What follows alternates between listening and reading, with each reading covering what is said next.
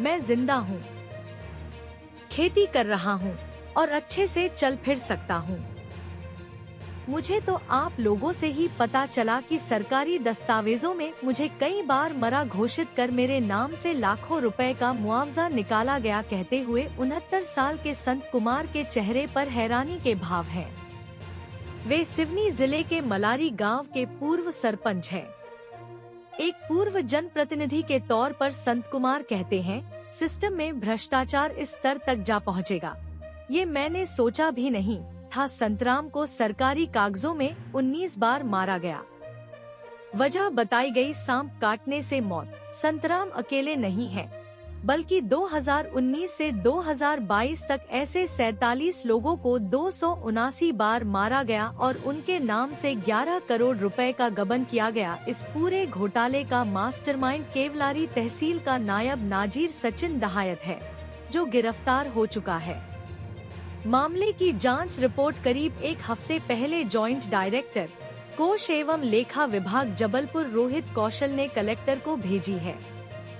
सचिन ने किस तरह से इस घोटाले को अंजाम दिया, उसके साथ और कौन लोग शामिल थे, कैसे हुआ खुलासा। टीम सबसे पहले केवलारी तहसील के मलारी गांव पहुंची। यहाँ रहने वाले संत कुमार को सरकारी दस्तावेजों में 19 बार मृत घोषित कर उनके नाम से 76 लाख रुपए का मुआवजा लिया गया था। यहाँ हमें मिले दुर्भिन सिंह बघेल। दुर्भिन ने बताया कि संतराम की उम्र करीब 70 साल है और वे गांव के सरपंच रह चुके हैं। इस समय वो खेत पर हैं। दुर्भिन से पूछा कि क्या कभी संतराम को सांप ने काटा है, तो उन्होंने कहा ऐसा तो कभी सुनने में नहीं आया। दुर्भिन के साथ टीम संतराम के घर पहुंची।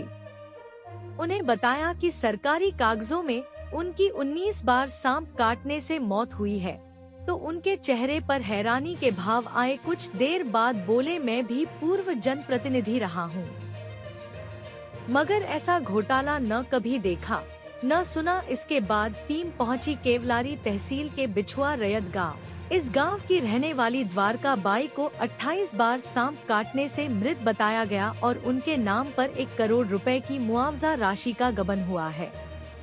गांव की आबादी करीब 2000 है। यहाँ रहने वाले कई लोगों से द्वारका बाई का पता पूछा, कोई भी ऐसी किसी महिला का पता नहीं बता सका। गांव के सरपंच अर्जुन राय ने बताया कि वे पिछले 3 साल से सरपंच हैं और इस नाम की कोई महिला गांव में नहीं रहती। राय ने बताया कि बेहद छोटा गांव है, यहाँ किसी की सांप काटने से मृत्यु नहीं हुई। यदि ऐसा होता तो इसकी जानकारी पूरे गांव को होती। गांव में जब भी किसी पर मुसीबत आती है तो सभी लोग इकट्ठा होते हैं। ग्राम पंचायत सरेखा कला के रमेश कुमार को सांप काटने से 29 बार मृत बताया गया है। सरेखा कला पहुंचने पर हम वहां के पूर्व सरपंच अखिलेश ठाकुर से मिले। हमारे पूछने पर अखिलेश ने हमें रमेश के बारे में बताया। उन्होंने कहा रमेश बहुत बीमार रहता था, उसका 2 साल पहले निधन हो गया था। अखिलेश ने आगे बताया कि रमेश को कभी कोई सांप नहीं काटा। उसकी मृत्यु के वक्त संबंध योजना के तहत हमने पंचायत से परिजन को 2 लाख रुपए दिए थे। इसके बाद किसी भी प्रकार की कोई राशि शासन से नहीं मिली, न कभी कोई आधार कार्ड मांगा गया। सचिन दहायत ने 2019 से 2022 के बीच इस घोटाले को अंजाम दिया है। सरकारी खजाने को 11 करोड़ 26 लाख रुपए का चूना लगाकर वह फरार हो गया था। जिस समय उसने घोटाला किया तब उसकी उम्र 26 साल थी। 1 साल तक फरार रहने के बाद 2023 में पुलिस ने उसे गिरफ्तार किया। सचिन ने बताया कि उसने 47 लोगों के नामों का इस्तेमाल किया। इनमें से कई लोगों का अस्तित्व ही नहीं है, तो कई लोग अभी भी जिंदा हैं। इस पूरे मामले की जांच जबलपुर संभाग के कोष एवं लेखा विभाग ने की थी। इस घोटाले को अंजाम देने के लिए सचिन ने 47 लोगों के नाम पर 279 फर्जी मुआवजा प्रकरण बनाए, यानी इन 47 लोगों को 279 बार मारा गया।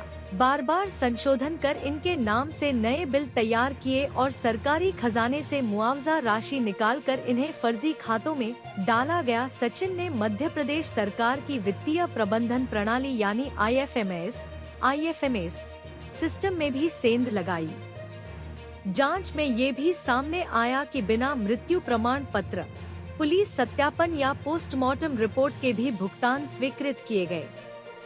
2019 से 2022 के बीच किए गए इस घोटाले का खुलासा प्राकृतिक आपदा से मृत्यु के मामलों की संख्या से हुआ। दरअसल सचिन दहायत ने राहत राशि के नाम पर 11 करोड़ रुपए बांट दिए थे। साल 2022 में जब इन प्रकरणों का ऑडिट शुरू हुआ, तब सचिन ऑडिट टीम के समक्ष उपस्थित नहीं हुआ। कलेक्ट्रेट सिवनी की वित्त शाखा से तत्कालीन तहसीलदार को सूचना मिली कि केवलारी तहसील का नायब नाजीर अब तक ऑडिट के लिए नहीं पहुंचा है। इस पर तहसीलदार ने 18 अक्टूबर 2022 को उसे कारण बताओ नोटिस जारी किया। इसके बावजूद सचिन गैर हाजिर रहा, फिर अचानक गायब हो गया। इसके बाद तहसीलदार ने उसके खिलाफ केवलारी थाने में रिपोर्ट दर्ज कराई थी। जबलपुर संभाग की विशेष टीम ने इस मामले की जांच की। रिपोर्ट में लिखा कि सचिन के अलावा इसमें तत्कालीन SDM अमित सिंह बमरोलिया, तत्कालीन तहसीलदार गौरीशंकर शर्मा, तत्कालीन तहसीलदार मोहम्मद सिराज, तत्कालीन तहसीलदार हरीश लालवानी और शेख इमरान मंसूरी को जिम्मेदार पाया गया है। रिपोर्ट के मुताबिक राहत राशि के प्रकरण तैयार कर स्वीकृति देने में इन सभी अधिकारियों के ही लॉगिन पासवर्ड का इस्तेमाल किया गया था। तहसीलदार शशांक मेश्राम ने बताया कि रिपोर्ट सिवनी कलेक्टर को सौंपी गई है।